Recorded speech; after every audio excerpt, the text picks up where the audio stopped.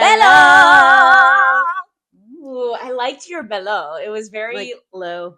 yeah, it was kind of like a little bit of a tenor Mm-mm-mm. bello. Welcome back to Contain Yourself. I'm Hil. I'm Sof. How was your week? My week was interesting. Um, I went to a timeshare meeting. Oh yeah. So basically, me and our lovely friend Sandy, we went to a Dodgers game like weeks ago. Got, stopped in one of those booths from like the Hyatt that was like, win a free vacation. You want a free vacation? And blah, blah, blah, blah. So we like stayed for the spiel, whatever. And they were like, yeah, it's literally free. Like all you have to do is sign up. All you have to do is show up on this day, listen to this meeting, no strings attached, and you get your vacation. And we're like, yeah, okay. We did like research going in. We knew we were going to get like gaslit and manipulated, like especially Sandy, she was like looking on Reddit. She's like, yeah, you'll either get someone who's really chill or the slimiest salesperson you've ever met in your entire life. And so Sandy got the really chill woman. She was like, she knew exactly why Sandy was there. She's like, I'm just here for a free vacation. The lady's like, perfect. Most people are. She goes through her situation. It's really, first of all, they split us up. Red flag. They told us they wouldn't split us up, and then they did during the meeting, whatever. We felt a little bamboozled, but she got the chillest woman, brought over one more salesperson to be like, are you sure you don't want it? And Sandy's like, I just can't spin it right now. Okay, free vacation. I got the slimiest man in the world.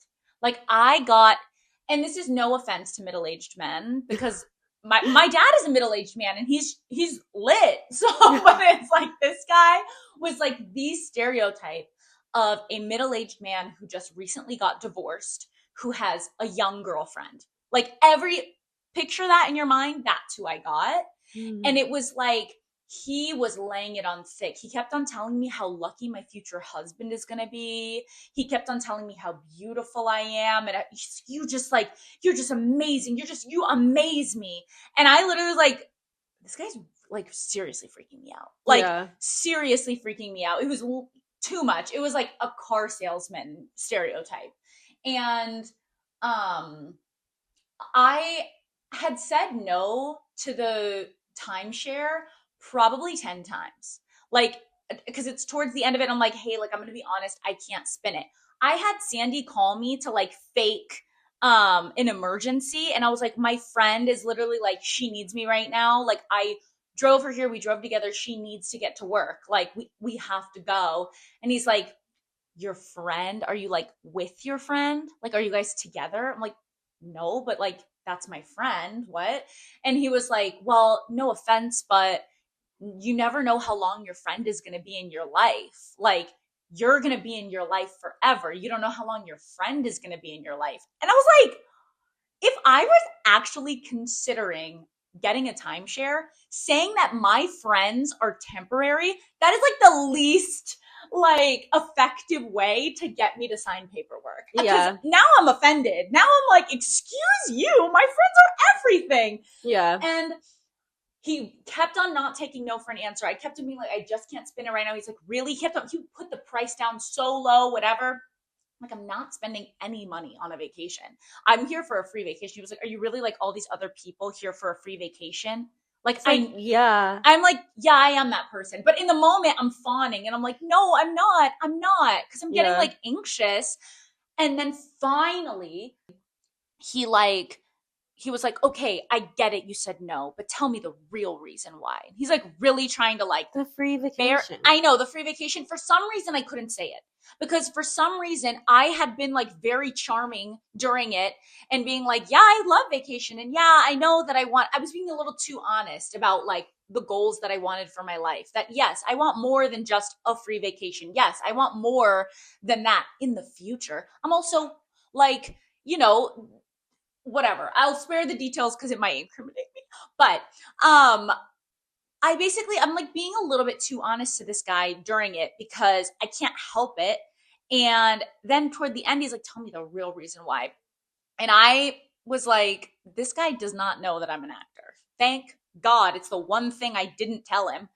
And I start crying. And I start to fake cry. I made myself cry. I do not fake cry on cue for nefarious reasons. I do not. I have only ever fake cried to get me out of situations that I feel like there is no other way that I can get out of the situation. Because I think it's actually really weird when people can like fake cry too well.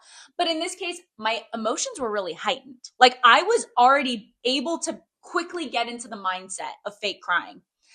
I immediately started fake crying. I'm like, it's just this year has been really hard, and I just got out of a relationship, and it's like I'm just like my life is in a really transitional period. All true, by the way. Like these are like just got out of a relationship is a stretch, but it's like I'm really exaggerating maybe some of the hard parts of my life this year. And then finally he was like, it's okay. And like gave me a hug, which was like the grossest hug ever.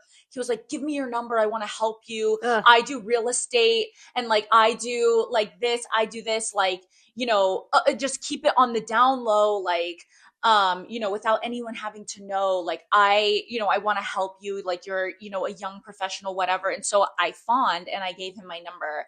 And I just like want to say that if ever this man sees this, you are the worst salesman ever. You are actually a psycho. Like, give me your number. I'm like a girl in my 20s, way too young for you. It felt so creepy. And so if I get any sort of calls, I'm not answering my phone right now. Like I'm waiting for everything to go to voicemail. Not that I answer my phone anyways, but yeah, so that's my truth. And maybe I need to work on boundaries. Yeah. Yeah.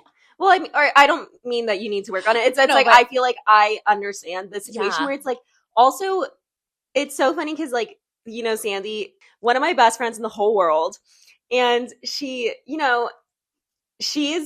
completely 1000% capable of saying I am here for a free vacation, Yes. and that is something that because like I'm like you I don't know. I think I have a weird relationship with anyone that I deem as having authority over me. And why I would think this salesperson has authority over me, I don't know. I At don't this know. point, We're and all the same. We're like, all in the same boat. well, and or at this point, like I have the authority because I'm the one that they're trying to pitch to. Yes. So why am I afraid of what I'm going to say? Why do I want to appease you? But it's like, yeah, like I'm the girl that in college was calling professor's mom. I love that. And no, but it's like Yeah, but time to grow up, queen. no, it's not just like a time to grow up. It's that honestly, like we've been positioned our whole lives as like under everyone else, and everyone else has authority. Like that's really hard to make Yeah. that switch quickly. Like that it's very, very hard to realize like, no, I'm a young adult and I actually can speak like an adult and I can position myself in a position of power when I walk into a room. Like that Yeah. I'm actually allowed to do that. We've never been allowed to do that before. Yeah. And Yeah. also like yeah, being like an actor too, like Yeah. it's like I you know, I'm wanting to be chosen.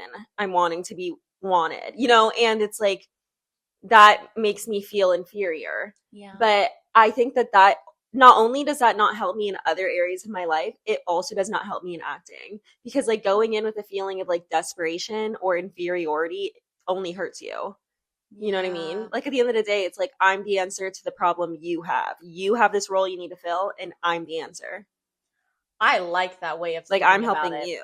Because I think especially like from not only from you, but like other actors too that I've talked to, that everyone feels the same as you do. Of like, I feel like I'm this deer in headlights. I'm at the whim of these people. Like I'm going into this room and they get to decide. But it's like, no, you're 100% right. Like you need me. Yeah. And if I'm not right for it, I'm not right for it. But if I am, you're You need relying me. on me. Like I'm the prize. Yeah. Yeah, that is true. Like I'm his sale. He's tap dancing for me to Yeah. do it. I And don't if have he's to making you perform feel uncomfortable, he's doing a bad job. a really bad job. Like an actual really bad job. And maybe I didn't, communicate my discomfort well enough, but like I'm not good at communicating my discomfort because when is that safe for a woman to communicate her discomfort? Like Yeah.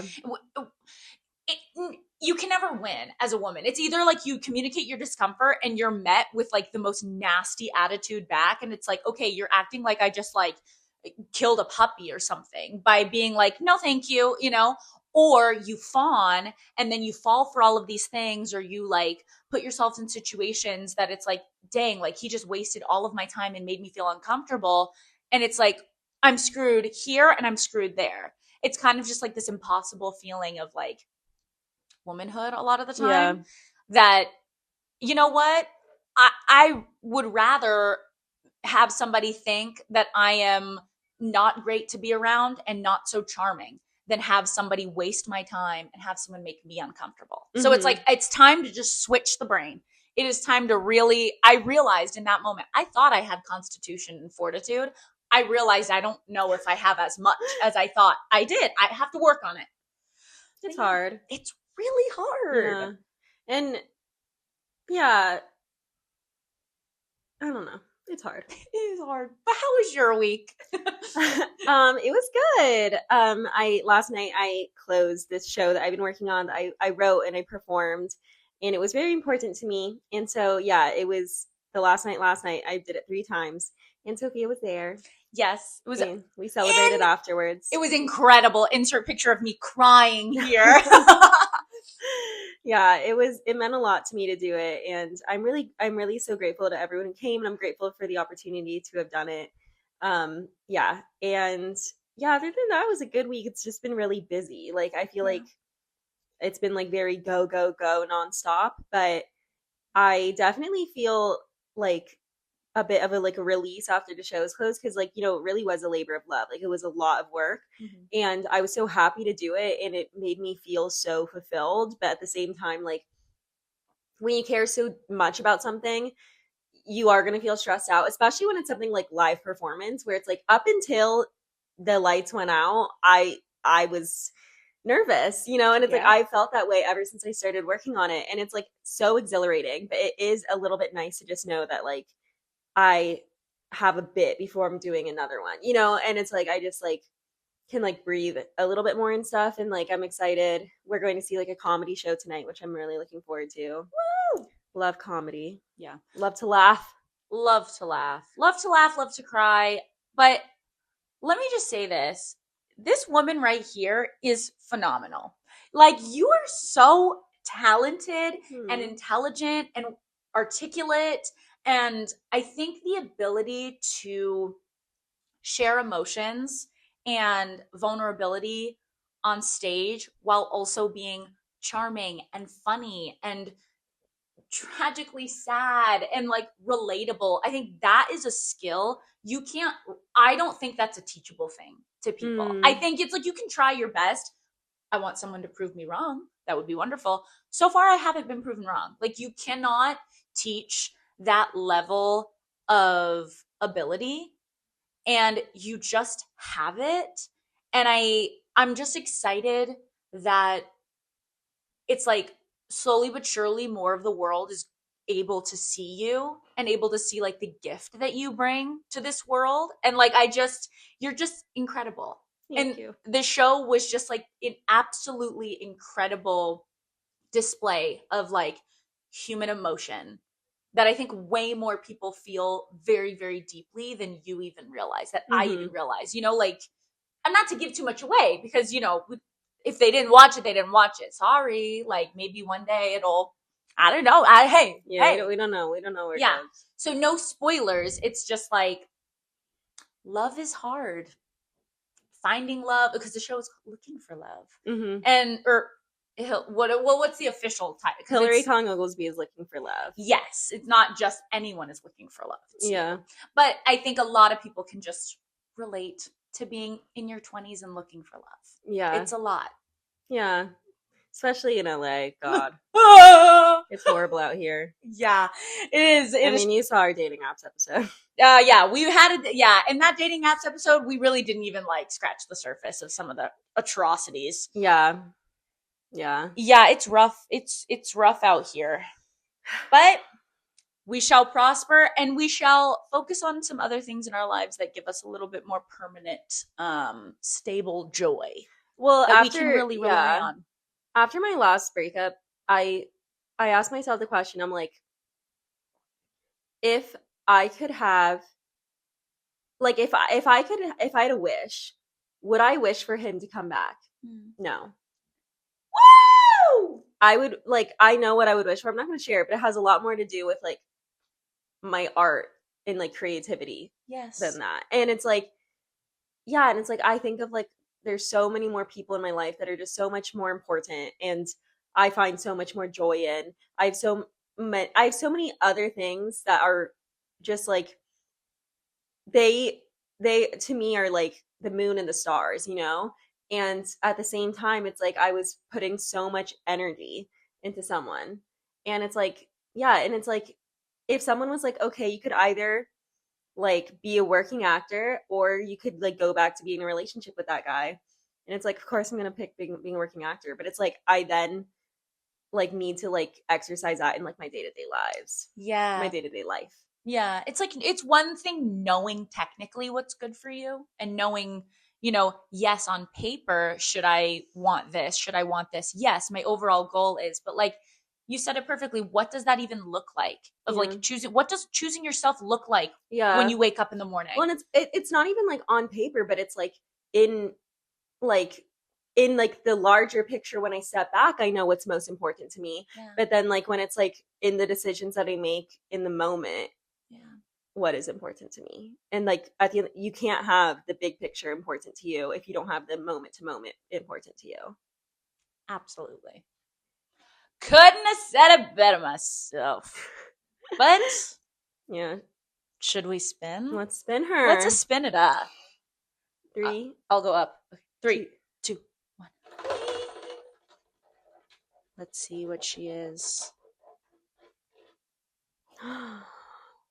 Are you prepared? No contact. um so wow. I will say that I am like in for real no contact with one person and like low key no contact with a few. Yeah. um I was in a relationship for 3 years and then an additional year of sort of like situationship, the situationship after the relationship. And it after that year, we went no contact. And it was a really hard thing to come to terms with because I think that when you break up with someone after 3 years, you the idea of going from literally spending all of your time together and like having seen each other or talked to each other at least like every day and then suddenly it's like no, not talking to them like at all, that I was like there's just no way, it's just not possible, like that can't be true. And that's how we ended up in that situation. And it didn't help that like immediately after we like broke up, I had like just a bunch of like personal stuff happen where it's like I just kind of felt like I needed to talk to him. But then like eventually it's like one of those things where I'm like, what, why are we even talking anymore? And then like just like not being able to move forward. And so then when we went no contact, like it was really difficult. And I will say that his last words to me are, and I have a screenshot, Mm-hmm. I you got it, bro. Deuces. After 2 different messages.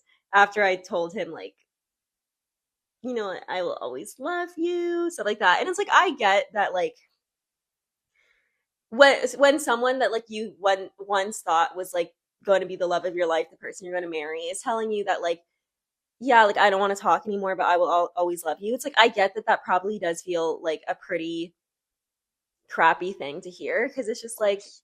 okay, but also what Okay, about but you're all not this? You know what I talking to mean? me. Yeah. Whereas like for me, it's just like I wanted him to know like how important he will always be, and he still is. Um, but yeah, like it is really tough when I think about that. Like this person that like I think I probably spent more time with him collectively than like any other person outside of my family, Yeah. like outside of my immediate family. And also, it's like, like for a really long time, I really did think like we were going to get married. I was one of those people who was like, like my mom and dad met at 19 and 20. So it's Yeah. like I thought the boy I met at 19 was going to be the one I married. I was wrong. I was wrong. Yeah. Yeah. And it's good that I was wrong, Yes. The but boy you meet at 19 is likely not your husband. yeah, Hey, it can happen. I've seen it happen. It's wonderful. Didn't happen for us. no. And No. I will say, and we can Yes, go yes, back yes, to no yes. contact after this, but there are very few relationships that I look at and go, I wish I want to be in that. That seems like something that I want to be in. Yeah. Most of them I'm like, ooh, I'm scared. Literally, most people's relationships that I see, this is all shade. Like, if you think it's All about you, tea, all tea, all shade. yeah, if you think it's about you, it probably is. If you're my loved one who you know I love and support your relationship, it's not about you, obviously. But like, OMG, I do not envy most people in Yeah, relationships because it's scary out here. yeah. There are two specific marriages and like that I think of, and I'm like that they Nightmare. or no, Oh, they connect with, like oh, they are good the ones where ones. I'm like Mm-mm. they found their person. Yeah. Like that is the person for you. And I will say that both of those couples are like significantly older than us. Mm-hmm. They're in their like late 30s, 40s, 50s, 60s. Yeah. Or late 30s, 40s, and then like I think 50s. Yeah. And the they both met in such specific ways. They both couples they met later, like much later than like when they were much older than we Yeah. are. Yeah. And also like they like much older than what we believe is when you're supposed to find your person. Yeah. And like one of the couples, the way that they make each other laugh, like I'm like, oh my god, there's nothing like it. And then the other one, it's like they are so dorky in such a specific way, and they just are dorks together. And I'm like, you need someone who's gonna match your freak. Absolutely. And it's like like I want to find someone who really matches my freak and matches my Yes. swag. Oh, no swag gap. Okay. I do not believe in a swag gap Yeah. relationship because, and like a humor gap relationship. No, like you have to at least, like, not both people do not have to be, because I am not somebody who needs like another jester. I'm the jester. Like we've talked about this. However, like, I need someone to get all of those jokes. I need Yeah. someone to be able to volley. We got to go back and forth Yeah. intellectually. We need to be back and forth like humor wise. Like it's got to be natural. It's got to be flowing. It cannot feel like a stand up routine all the time and someone Mhm. just not contributing anything. Mhm. Yeah. Yeah, the person I met at 19, like that was not my person. No. And it really does hurt sometimes cuz like afterwards like he blocked me on Instagram and I was like really shocked when that happened because like I guess like to me I was like now like I won't know what you're up to. But then as Yeah. more time passed, I'm like I'm really glad I don't. Cuz Yeah. I obviously it didn't work out between us and it was a very complicated end to our relationship. It wasn't like it was mutual but at the same time like it was low key. The tragic thing is that it was actually quite what word am I looking for right now? No, I'm thinking like agreeable, beneficial, quite Oh, um mutual not or mutual. It quite there's a word I'm like quite. Oh my god. what the heck? It was Oh, it's on the tip of my tongue. yeah, not peaceful. Quite Amicable. amicable. There it is. We're cutting a lot of that thinking time. It took way too long. We put the Jeopardy music on. Yeah, yeah. But no, Amicable. whoa. That was crazy. It's been a long week, guys. Yeah. But anyways, it was actually quite amicable when we first broke up, and it was mutual, and we had like a really beautiful. So the day that he broke up with me, but trust me, I It shouldn't it, have been that way. it's because I have no spine. Well, you were. I was really trying. I was really Yes. I was like, we can make it work. We can make it work. I believe that. Yeah. Yeah, it's very much giving like Lust by Olivia Rodrigo. Yeah. Yeah. But anyways, I listened to that song and I went, she's in my You went, walls. hey, get out of here, Liv. Hey, She's Liv. in my walls. Livy HQ, get out. Please stop. But anyways, the day he broke up with me, we were in Europe for our graduation trip from college. And Insane we had a place to week break up. left. And so then we basically like had like that week to spend time together. And we had been having the most miserable trip because we were bickering constantly. Everything was terrible. And then, but we were in like the most beautiful, cool places in the world and just like not talking. Yeah. And then after that, after he broke up with me, I threw up in the shower. And then we were able to spend time together in a way that was so like pure because we didn't have the pressure of like, we have to make this work. Yep. Like, we have to make this work forever. It's like, no, we can just have fun right now and just like remember that like we're two people who do love each other and care about each other. And so we had that time together. And then it's funny because he was supposed to come with me to my brother's wedding, which was like a week after we got back. And my mom was worried that if he didn't come to the wedding, everyone would be talking about it. And she was like, you know, this is your brother's day. This is your like now sister-in-law's day. So you should bring him. You should bring your boyfriend, your ex-boyfriend. And so he agreed to go. And we went. And I don't know if you've ever been to a wedding with your ex, but it's really awful. And it's funny because it's like I was so thrilled for my brother. I was having a great time because like all of my cousins and like our family friends were there. I was like, hey, this party's for me. Exactly. This party's for me. Yeah. And then the whole time I like it's just like you're at a wedding with someone you just broke up with. Who you thought you were gonna marry. Yeah, it's nuts. But anyways, it's like we said goodbye and it was like very amicable. And I really the final goodbye that we had like at the airport, like it was really beautiful. And then it's like if I could go back and change anything about that relationship, I wish that we had gone no contact after that. And it would have been like so hard. Yeah. But I wish that like it's like it like the purity of that goodbye is like tarnished now because now it's like the actual goodbye was the text deuces. Yeah. Yeah. I'm a person who, because my no contact story is kind of that version of it. And it's like, of the version of like, because so I don't want to get into like too many details and stuff.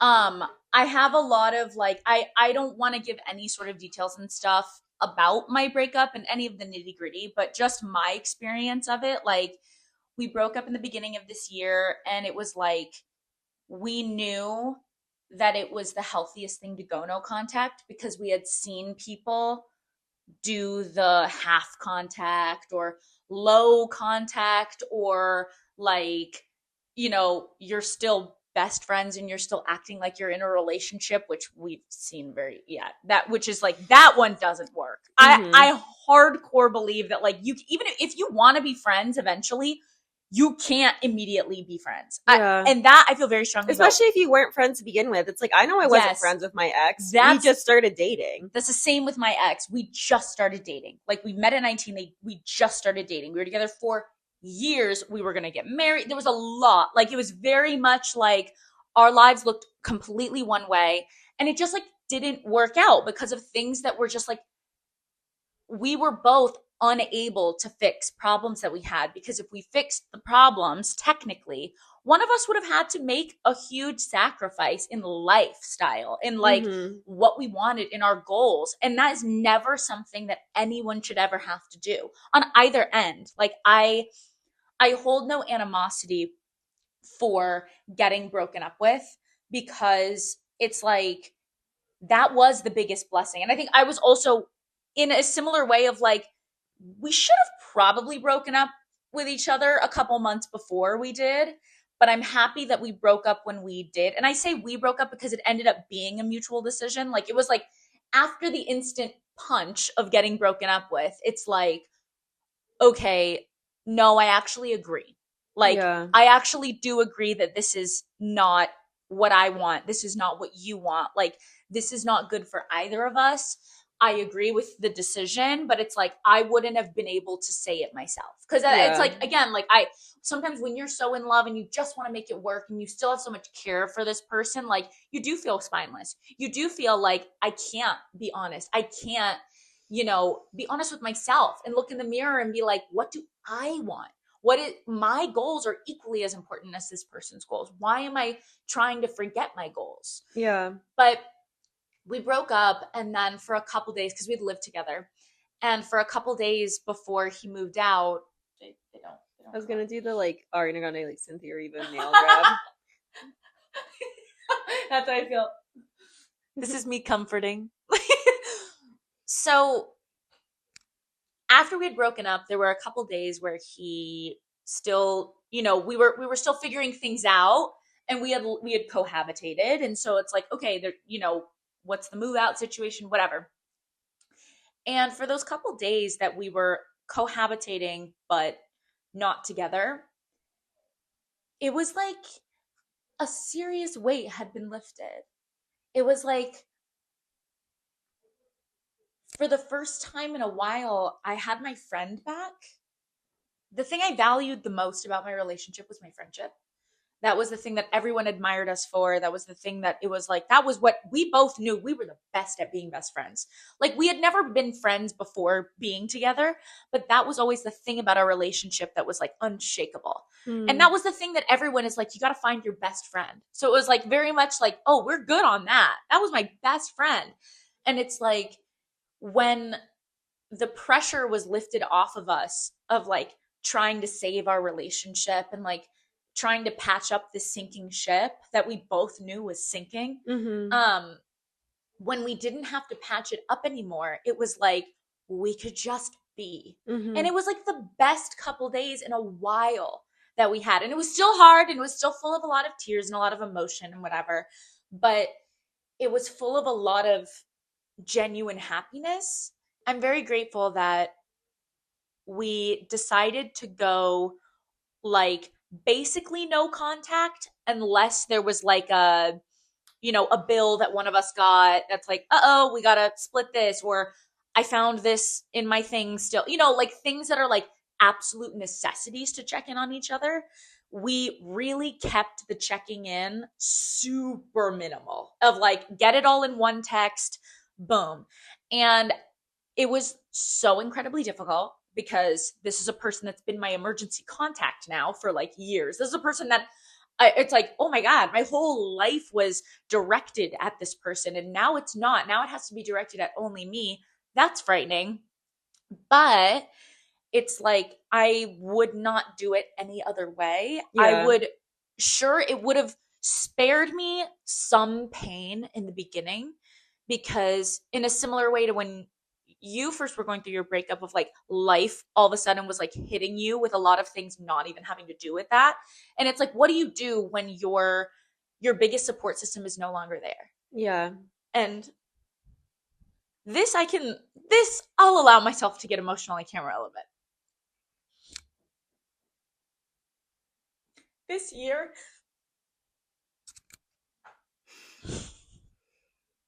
for an Iranian American, for a Mexican American, for a Puerto Rican American, this year has been notably hard. This year has been a nightmare.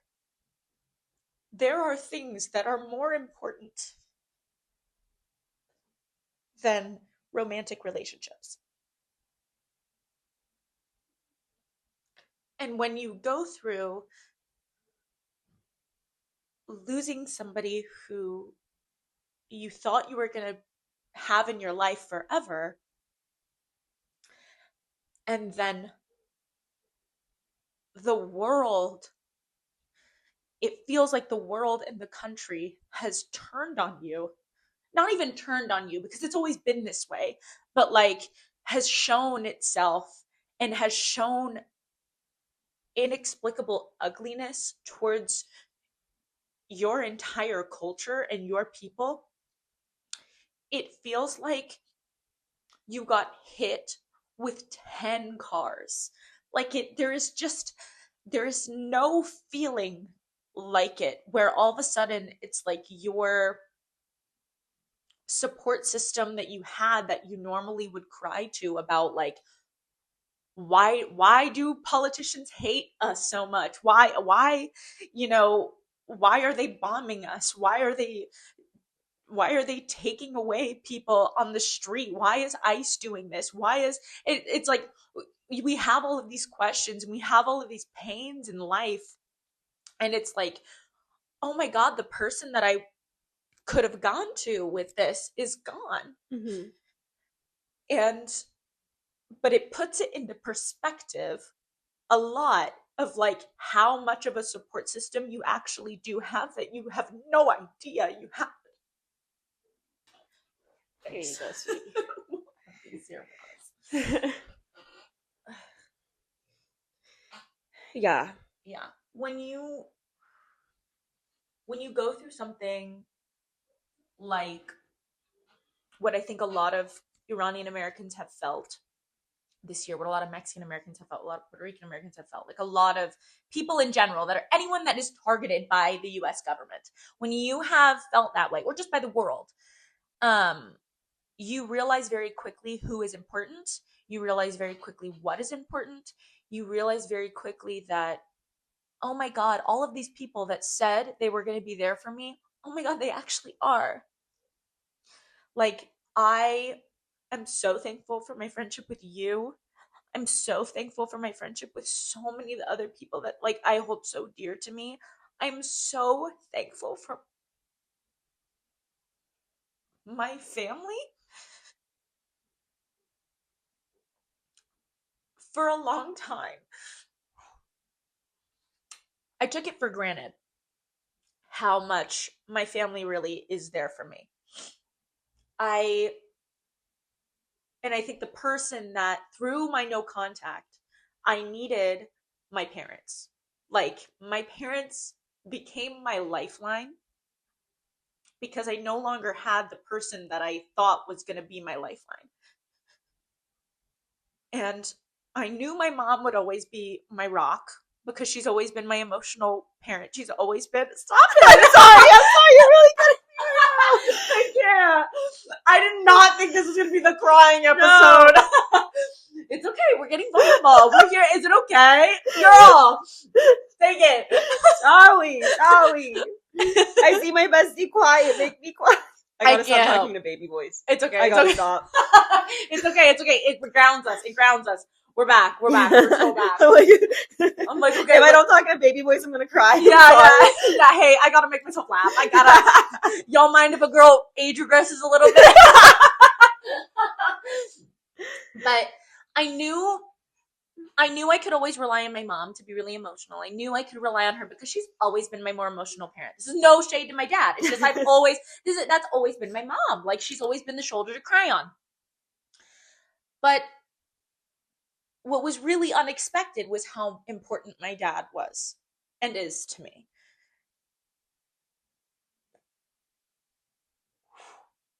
He's gonna eat this up. My dad is gonna listen to this and be like, yup. But my dad was such an incredible rock throughout all of it because I didn't expect him to be so emotional. I didn't expect him to be so vulnerable about his own emotions to me. I didn't expect him to be that way. I didn't expect him to be cold. I didn't expect him to be cruel. It's just I didn't realize how emotional and like yeah, like it just, I didn't realize how emotional my dad could be. I didn't realize, because he's always just been the guy that like doesn't cry. He's always just been the guy that is very like, you know, we joke that my dad doesn't have a lot of emotions. He's a very emotional person, but he just doesn't show them to everybody. He just doesn't, not everybody gets to see that. And like I got to see that through him comforting me. I got to kind of be let in to his emotional vulnerability, and it was like one of the most healing things to me to have my dad be so there for me in my time of need, and just for my parents in general to like get the real proof that it's like they're not just saying they're always there for you. They're not just saying it because anyone can say it. They're actually always there for me. My friends are actually always there for me. My brother is actually always there for me Mm-hmm. anytime I want to call him. And it's like I those are things that honestly it's like if we have one mere piece of suggestion, go no contact, because the people that you do keep in contact, those are going to be your anchors. You are, I cannot express this enough. If anyone is going through something similar or has gone through something similar or whatever, it's like you will never regret making those boundaries, setting those boundaries, preserving the beauty that was the relationship, preserving all of it by cutting it off, by saying, you know what, I'm actually going to do the really healthy thing for me, because you are never going to regret that no contact. Mm-hmm. You may feel sad about it. It may crush you. It may be so hard, but it's like you're not going to regret it. What you may end up regretting is continuously reaching out and texting every single time that you get that like urge to, and it's a human urge, and it's so normal and it is so natural, and it is like because we are just people and we're just trying to like figure it out, but you're not going to regret setting those boundaries for Yeah. yourself. My last breakup was like not nearly as serious as yours or the one that I had before. It was like it was a fling really, like, Mhm. but I basically like when things were like really going south, I was it was over the holidays and I was visiting my family, obviously spending the holidays with my family, and we went to go see there's this estate called Filoli that's in the Bay Area, and they filmed a lot of different like movies there. Um, it's just like it's really beautiful. I feel like I think it was built in like the 1920s, and it has like really gorgeous gardens. And they over the holidays they have like really great Christmas decorations, and they have like these lights, and it's really beautiful. It's really lovely to go to, and they filmed Rent, Take Me or Leave Me. Yeah, Whoa. that was Okay. filmed there, Yeah. like the beautiful green like ballroom. Yeah. And anyway, so I was there with my family. We were looking at the Christmas decorations, and we were like surrounded by couples because it's like a romantic thing to do. You know, like there's like lots of couples around. And then I'm in this like kitchen, this like little 1920, it's not little, it's quite large actually. It's an estate. It's as big as my living room, Yeah. or it's bigger. But we were in this kitchen, and there's like so many couples around us. And I have a nephew, because my oldest brother is like 8 years older than me. And he has like a 2 year old, and he was like running around, and I thought about how much I wanted to send like a video to like my soon to be ex, and like because like that's what I normally would have done. Yeah. But because like of everything going on with us, I didn't really want to.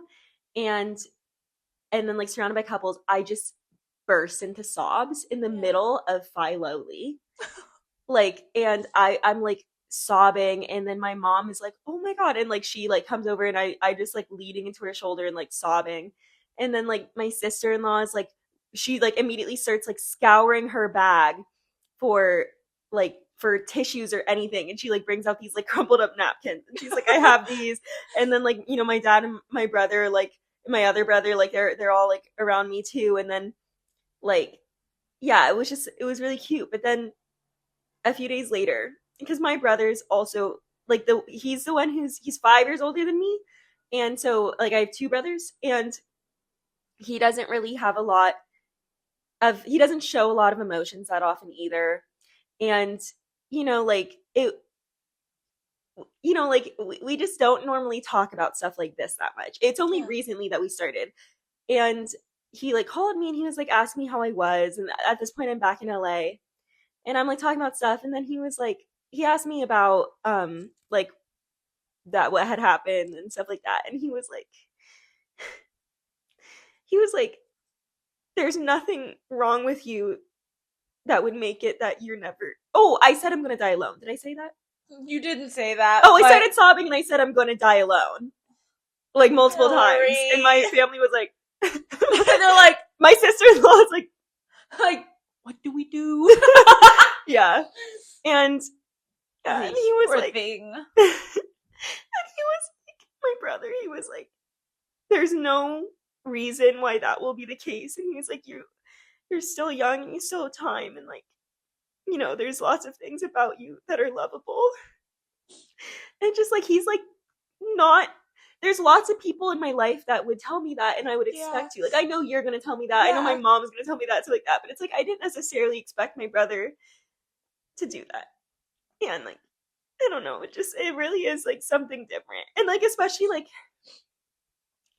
we both have older brothers, Yeah. and then like you know like our dad and stuff. It's like I think that it's like to them like we're always going to be like their baby sister. We're always going to be like their baby girl, and yeah, just like I know that like my dad always says he's like I always cry at weddings, but like at yours I'm going to be inconsolable, Yeah. and you know it's just like I know that like I want to make sure that when he does walk me down the aisle, it's like it's to someone that he can trust is the right choice, you know. Ugh. Ugh.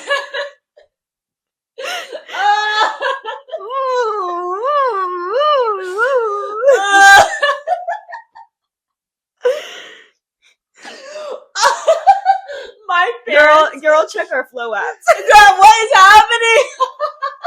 I'm like, girl, check our flow apps. This is me 28 days of Yeah. the cycle. Yeah, girl, this is me every day. I said I cry every day. Like, some days it's longer than others. But yeah, That is so incredibly real.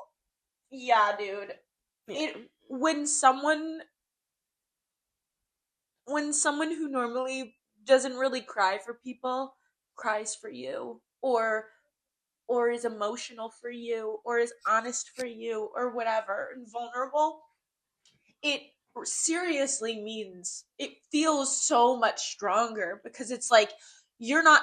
I cry for everybody. If I cry for somebody, it's like you guys have seen it very quickly. I cry very quickly. It's like it doesn't mean that they don't mean anything. It's just like I'm a crier, you know? I know that I'm gonna cry.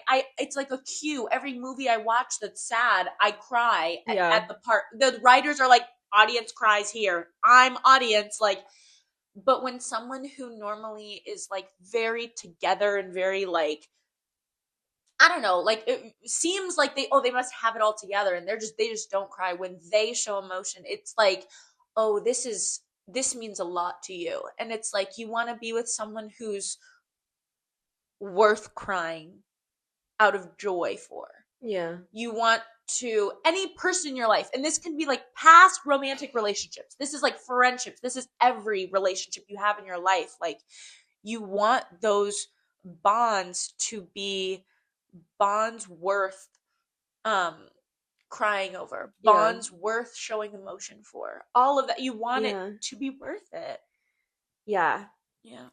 And yeah, I completely also agree that like I think no contact really is the best choice. And I know it's hard. And also it's like we're saying this as two people who it's like you obviously was hard for you because it's like you were living together and you also had a cat that you guys both were the owners of. Yeah. And it's like so obviously there's like logistical things that make it a little bit harder. I was not living with my ex, and like I've never lived with a partner. And I obviously know that like some people have like children or like mortgages or bank accounts and like stuff where it's like you do have to have some level of contact. You can't fully cut them off. But that's why it's like if you have the option to cut them off, count your blessings. Like count your blessings that you don't have to co-parent with someone that you had like a terrible breakup with, and it's like Yeah. I can't even imagine. And so it's like, like if you're able to go no contact, go no contact. Yeah. I really feel strongly about that. And it's like with other people that I have dated who like it didn't go well, I unfollow and remove them as a follower because it's like I don't want to see their stuff. I don't want them to see mine. I don't want to see them in my story views. You know what I mean? Like it's like as long as like they are still there, you will not move on because you're going to see Yeah. their stuff. And it's like Yeah. I know that I don't want to see that person post for National Girlfriend Day one day. I'm going to crash out. So Yeah. I'm going to and it's like I personally have not blocked anyone that I have dated. Um, I have been blocked, Uh-huh. obviously, but I haven't personally done that. To me, unfollowing and removing is enough, but it's also like if you want to block, do it. Because Yeah. for a while I was like I'm not going to unfollow or remove them as a follower because like I feel bad, I feel guilty, and then it's like they treated me in this way. We followed each other because we were dating Yeah. and we're not dating anymore. We don't need to see each other's stuff anymore. Sure. If they wanted us to still follow each other, then like we should still be together. It's like you can't have your cake and eat it too. You Yeah. know what I mean? And so Yeah. and all that to say too that if you're someone that I dated and we're still following each other on Instagram, I really didn't care that much. Like y'all, you Didn't make that much of an impact, I yeah, guess. because the ones where I'm like, Yeah, this yeah, one's yeah. got a little kick, they're gone. So what's really interesting is that I consider my situation no slash very low, low, low, incredibly low contact, but I haven't done the remove follow thing. And I still follow. And for some reason, it doesn't get in my head. And I know this is not how it's going to be with other relationships. Like I know because everyone talks about how like the first relationship you get into after the really long one is actually probably more insane on your brain. Like a lot of people it's I think just more of an anecdote and I think it's more if you like rebound, which I have no plans to. I don't even know if it would even be considered a rebound at this point. It's been a while. But It's if it's half. It's how many years you were together in months times two. oh times two. So you That's have a the year. okay, so I guess I'm still technically in the rebound state, which like I'm not trying to get into anything like for real right now anyways. I'm in the state of like okay, I'll have conversations with people but that's about it. Like whatever. But I think like in the future, I don't know if I would have the same philosophy that I have with this specific breakup of like I'm not removing him and I have no intention of removing him, but I think if either of us violated the no contact um and like we're like repeat offenders, then I would. Uh I think I'm in and I think it's honestly only because our breakup was truly amicable and it stayed amicable and I think we broke up just in time that we could still like care about each other's well-being. It wasn't like a screw him or screw yeah. her. Like it was like we didn't keep it going for too long. So I think most people stay in relationships for longer than they should if they're supposed to break up. But um I think because it was fine and we saw each other since um and it was like to grab stuff and it didn't feel weird. It didn't really feel like seeing an ex, which I've only had one, so I don't really it just didn't feel like what everyone says seeing an ex feels like. It Mm. didn't have that same effect. It felt like seeing an old friend. I think because like the way I think we acted toward each other was so friend that I think it just like didn't really feel like I had to block or whatever. Now I don't know what's going on in his head. Haven't talked to him in a long time. Good, which is good. You should. I don't think you should talk to your exes, but it's like I don't know what's going on in his head. I don't know if he's bothered with seeing my posts all the time. I don't. I am not. But he's not a person that posts, So it's like I guess I don't have to worry about that. I think it's more of like on him. If he doesn't like it, then it's like then don't look. But it doesn't give me that drop in my stomach. The moment that it does, I know that it's time to cut the cord. I'm not Yeah. saying that I'll never block. I'm not saying that I'll never remove the follower. I'm not saying that I'll never do all of that, whatever. But like his family still all follows me. Hey, if they're watching, like literally like love you guys. Like it's actually like you guys were amazing. Like are amazing. But I just like haven't cut that cord yet because it's not a cord that's painful for me right now. Yeah. But I can't say that it's always going to be that way. Like and especially like whatever next relationship I go into, if somebody feels uncomfortable with like me having him as a follower, then it's a conversation. I don't know if I would unfollow just because someone told me to, because now I'm like, well, I don't want you to tell me what to do. I'm like, I think that's more of just like I'm defiant a little bit in a way, naturally. But maybe one day I will remove the follower. But right now, I don't really concern myself Yeah. with him watching my things. I'm not incessantly checking on him. But the moment I do is the moment I know that, okay, this is getting Yeah. in my head. Yeah. Yeah.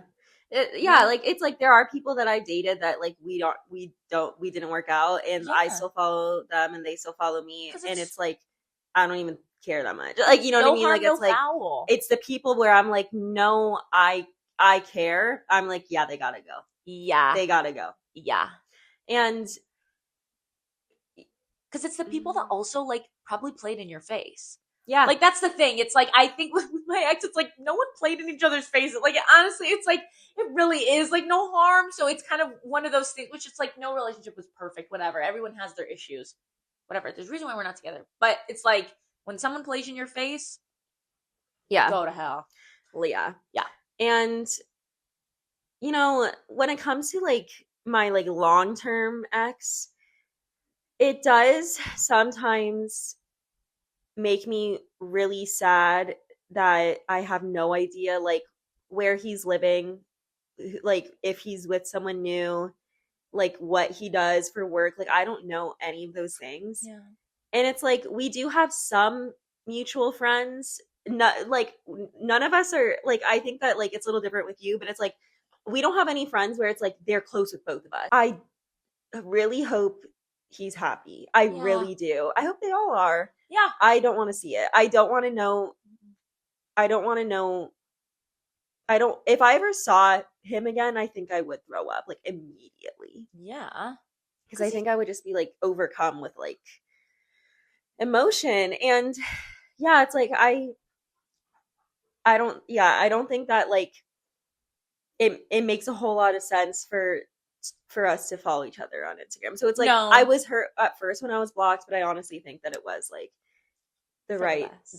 the right thing to happen. I think that's a really good point too. Of like it's like, yeah, you have mutual friends technically, like maybe some people that were like friends with both of you, but I think that's the thing with my ex is that we were so like it was like our friends. Like even the people that I'm like close, like y'all were friends. Like all of my closest friends were also friends with him. It's like sure the ones that are like super close to me now, it's like yeah, they're more my friend. Like you're obviously more my friend than you were his friend. Yeah. But and that's fine because I think that's like healthy, to have Yeah. people that are more your way, and then some of his friends that I'm like dang, I miss them too. But if I wanted to, I could be like hey, miss you, or hey, happy birthday, or whatever on their post, and it wouldn't be weird. But it is kind of weird when like there are some people where it is like custody. Like it is I have a couple friends where it is like shared custody where I'm like I just know not to ask. Like I'm just not Yeah. asking. I have no idea if he's asking them about me. I'm not asking about him because that's psychological torture. Like I'm not doing Yeah. that. Like And those friends know not to bring him up like in yeah. that way, unless I say something, which is Yeah. rare. Yeah. No, I feel really grateful that that wasn't something that was the case. And it honestly was a huge problem with our relationship was the Yeah. way frankly that I felt his friends treated me and then also the way he treated my friends. Yeah. But we don't need to get into all that. I might cut No. that out. Yeah, But that's fine. Yeah, and something that like I don't introduce people that I date to my friends very often. The only reason it happened with like the last person I dated was because it was literally my birthday. What are you gonna do? And yeah, I'm like, but and part of me is like irritated because like I was like I don't know, I was like, all right, fine. I'll let you meet my friends because it's Yeah. like my friends are very like sacred to me. And I remember he was like he was like low key kind of hurt that like not a lot of people knew who he was. Like they'd be like, "Who are you?" And he'd be like, "Oh, I'm the one who's like been dating Hill. Uh-huh. Like I think that was we are, yeah." yeah, that was That probably was me. but it's truly like I don't tell my friends when I'm dating people very often because of how often it just immediately goes to crap. Like I'm like Yeah. I know like that's a death sentence. And like so I'm like yeah, I'm just not going to do that. And anyways, my friends are very sacred to me and I'm not going to just like bring anyone around them. You know, I'm like Yeah. and also it's like when I'm hanging out with my friends, I want to hang out with my friends. I don't want to Yeah. hang out with some guy and my friends. No, and it's also different. Like, I feel like that's so the difference too between like dating in college versus dating outside of college. Yeah. Like in college, it's like obviously everyone meets each other's friends really fast because it's Yeah. like where we all live here. We're basically all You're going to run into each roommates. other everywhere, yeah. Yeah, we're all campus mates. Like Yeah. we're just all here. So Especially obviously, in a school as small as the one we went to. oh my god, we went to the tiniest school ever. We knew everybody. Everybody knew everything about everybody. So Yeah. yes, like you're gonna know because five people have stories with that same guy. So it's like there's no getting around it Yeah. when you're in school. But then when you're like an adult and you can choose to like a real full-fledged adult outside of college, you can choose whether or not to like introduce someone to your friends and do a Yeah. whole formal thing. I'm like, dang, I never really had to do that other than him visiting like my family and stuff in Florida and like Yeah. visiting my friends in Florida and stuff like that. Then I had the formal situation, but even Yeah. then it didn't really feel super formal because it's like at that point when he met them, it was like we've been together for a long time. Yeah. Like that was already a long time.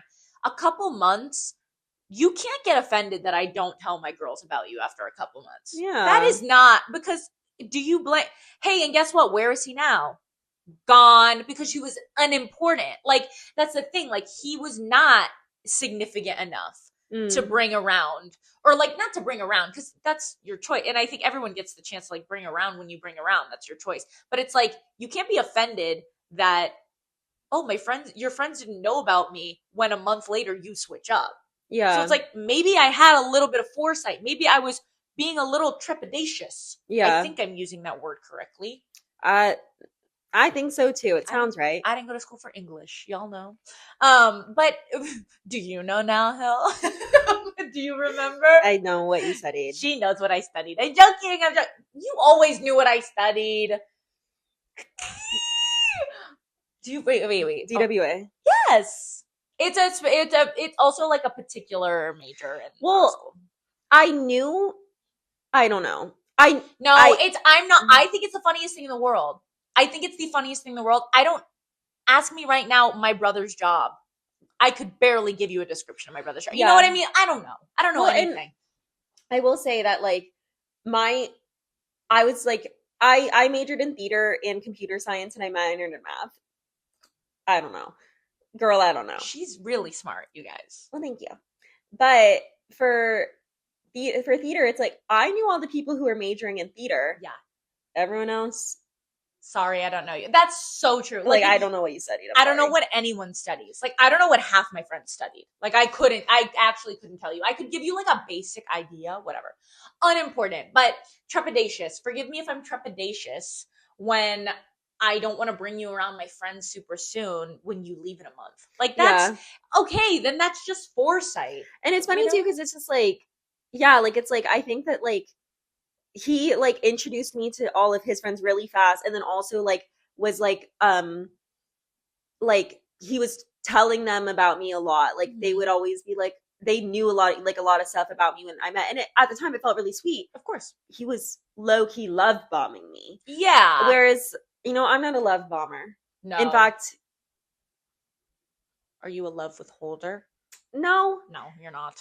I just, I think you're just kind of normal. yeah, it's like if, yeah, I don't know. I think I'm just normal. Yeah. Anyways, It's not normal to just like immediately meet the friends or immediately do all of that. but yeah, I guess the moral of the story is that like when you can, you should probably go no contact. I feel Yeah. like 9 times out of 10. So I do say this outside of people who have like mortgages or children or anything like that. We Yeah. don't have that. Yeah. But it's like if you don't have that, 9 times out of 10, no contact is probably the best idea. Yeah. Obviously, case by case. Within reason. Yeah. But I'm like, to the person who just had a long-term relationship end and you think that you guys can go to being a friends immediately and you think that you can start FaceTiming each other all the time and texting all the time, it's not a good idea. It will be better for you to just go no contact. And if you guys are meant to be in each other's lives as friends or as something else, like you will reach out. It's like no contact Yeah. always works. It's like whether it's 6 months of no contact leads to you realizing how much you value having the other person in your life, or whether it's 6 months leads to you realizing that you are finding something in yourself and in your life outside of that person that makes you that is better. Like it will be the right It choice. will. It will always It will be the work. right choice. No contact will work. As someone who went basically no contact, for all intents and purposes, no contact, other than literal like the reasons that we're talking, like financial stuff, got to figure out, rent stuff, we got to figure out, move out stuff, we got to figure out, whatever. Like it has helped me move forward. I don't like. I'm trying not to say move on because there's kind of a weird assertion with like, have you moved on? It's like I don't know what that means. Yeah. Like because you can't rush any of that. And moving on almost feels like you're with someone else. I'm like, I'm not with anyone else. I'm with myself. Yeah. But as someone who has moved forward, way easier than it would have been if I didn't go no contact. I didn't think it would be possible for me to go no contact. I lived and breathed this person. Like he was my everything. And then he very quickly wasn't. And then I was my everything immediately. It's like I filled in the gaps. My family filled in the gaps. My friends filled in the gaps that was left. Or that were left, whatever. How many ever, I don't know how many gaps were left, but whatever. It's like that was quickly replaced by familial and non-romantic love that I do not feel a loss of love. Yeah. I feel a loss of a person that was my best friend for 6 years. I was so connected to for 6 years. And then I did really love, but the only reason why I can say that in past tense now, and I can confidently say that in past tense, is because I allowed myself space to get no contact when I thought I would never be able to. I never thought I'd be able to. But if we're meant to be friends in a couple years, maybe. But I'm like, I don't even know what context we would be friends in. Because it's like we weren't friends before. So I don't know why we would be friends now. But if life pushes us to be friends in the future, I guess life pushes us to be friends in the future. I'm not holding my breath, you know, because everyone says like, well, I don't want to lose you forever. I don't want to lose, whatever. It's like everyone says that. Losing one person is not going to kill you. Like you lost one person, quote unquote, you gain more. You gain wonderful friendships that replace the hole that's left in your heart to where it doesn't feel like a hole anymore. It doesn't feel like a wound anymore. You can, when I cry for myself. I'm not crying over another person as much as I'm just crying for me. I'm crying for the way I feel, not because, like, I don't feel like I just got out of a relationship anymore. Like, it's no longer feeling that way. And I don't think that in a contact situation, I would have been able to feel that way. Because it's like, what? It's been like more than 6 months. I don't even know. Like 8 months now at this point. And it's like, no, I feel better about it. Yeah, like 7. Yeah, like 7, 8, 6, 7. I don't know. Whoa. But I can't confidently say that I would have been in the mental state that I am now without going no contact. You don't Yeah. regret it. But yeah. Anyways, yeah. Yeah. That was our thoughts on no contact. Do it if you need it. I recommend it. Do you have a weekly favorite? I have a really unexpected, really exciting weekly favorite. Okay. And it actually goes along a lot with this episode. And some of you may be like, that's a favorite. I found a lovely, about 2.5 inch gray hair on the top of my head. And it is a favorite of mine because I found it today. I found it this morning. And maybe some people, they see a gray hair, they get nervous, whatever. But I saw this gray hair and it's right on the top of my head. I can't find it because I washed my hair, so I wouldn't be able to pick it out. But I saw this gray hair on the top of my head and it was about 1.5 inches long. And I thought about like, how long did that start? Like, where did that start from? Because my first gray hair that I ever got was like when I did my comps paper for college. And I was like, oh my God, that's my comps gray hair. Like and it felt like an accomplishment of like, my body went through all of this stress and this is what I have to show for it. Like I did it. It felt like a physical embodiment of all I had went through. And now I see the proof of what I endured. And I endured a lot in the beginning of this year. I've endured a lot and I'm still enduring a lot in my personal life. And this little gray, it was like, oh my God, I can do it. Like I saw it and it was like, I can go through all of this and I'm still me and I'm still here. And look I have a little new friend here to greet me. And it was like, it made me so happy to see that gray hair. Aww. Like, honestly, embrace your gray. Do whatever you want to your grays. If you want to dye them, dye them. I'm sure I'll dye it, like, because I dye my hair normally. I'm not gonna like only not dye the one little tiny hair. But it's like, find the joy and stuff like that. Like I felt so happy seeing it on my head because it was like, yeah, I went through that, and look at me. I'm way happier than I was when that was first growing. So yeah, it felt like such an accomplishment this morning. Okay, nice. Yeah, it's funny. My dad like found his like first gray hair at 16. Oh my God, that's young. Yeah, that's younger than me. Yeah, well, and then it's funny because it's like I also know people who had grays like when they were in like high school, middle school, because they were from a specific region where like having like kind of salt and pepper hair from a very young age is like quite common. Yeah. And stuff like that. But it was funny. Yeah. Like I remember when my oldest brother found his first gray hair and he was like, he was like kind of freaking out about it. I think he was like in his like mid to late 20s. Yeah. And my dad was like, well, you're like over a decade, or you're like a decade or so older than I was when I found my first gray and stuff like that. But yeah, it's like, I think that's a really beautiful way to look at it. Yeah. Yeah, because I got my first gray at like 22. And it's very witchy. It is. I really want to be like really witchy when I'm older. Like I really want to have the long silver witchy I love hair. Long gray hair. That's the thing, but that's what everyone like wants their grays to look like. And it's like, well, not everyone is going to get that. Yeah. Like to be honest, there is kind of like, hopefully you get that. You don't know what your gray is going to look like. But that's the dream. It's funny. My dad has had pretty much entirely gray hair since he was like 35. That's so then my mom like is only now really showing grays. Yeah. And so I'm like, I don't know which of those I'm going to get. That is a real genetic lottery. Yeah, we'll see. It's a coin toss. Yeah. But yeah, and then my favorite is flip-flops. You've been wearing flip-flops. I've been wearing flip-flops. Yeah. I wasn't like, I think that like I wore them a lot when I was like a kid. But I didn't for a really long time because I didn't like having my feet like exposed. Yeah. And also one of my exes would always have like dirty feet at the end of the day. And I would like beg him to not put his feet on my bed because he always wore flip-flops. I don't know what I was doing, girl. And then he would like, I'd beg him to not put it on my bed, and then he would because he thought it was funny. He'd like put it on my pillow.